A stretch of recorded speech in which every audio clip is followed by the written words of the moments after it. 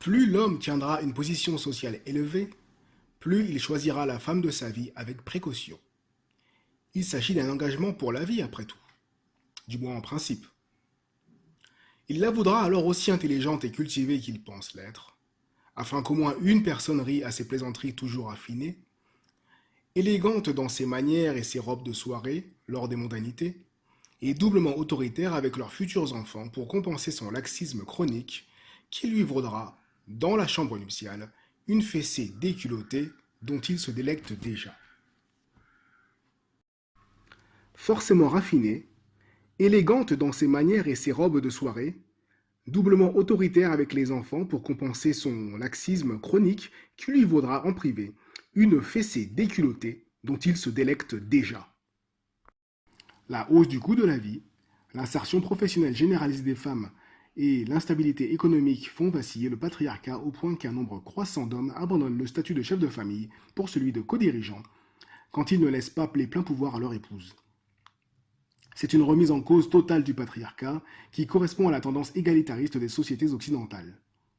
Certaines mères de famille souffrent du manque de soutien de leur mari dans l'éducation des enfants. S'ils sont enclins à changer leur couche, à jouer au loup-garou ou à la PlayStation avec eux, hausser le ton et punir leur progéniture reviennent à endosser le rôle du méchant qu'ils cèdent de plus en plus à leurs compagnes. Les papapoules ont enterré les pères fouettards, au point d'écurer leurs femmes, dont les reproches ne suscitent d'eux qu'un silence à la fois coupable et las, au grand écœurement de leurs femmes. Si l'homme part travailler comme il allait jadis chasser pour remplir sa fonction de pourvoyeur, il considère, hier comme aujourd'hui, son foyer comme un havre de paix où éviter les conflits, pense-t-il, garantit la paix et l'harmonie du ménage. Mais tandis qu'il met les problèmes sous le tapis, sa compagne remplit sa checklist des raisons de partir. Sa surprise est alors d'autant plus grande lorsqu'elle lui annonce vouloir le quitter. C'est la fin de l'extrait du livre Réflexions d'un loser sur la séduction. Un lien se trouve plus bas dans la description pour ceux que ça intéresse. J'espère en tout cas que vous avez apprécié ce passage.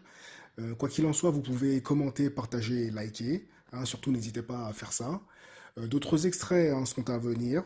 D'ici là, portez-vous bien et à très bientôt.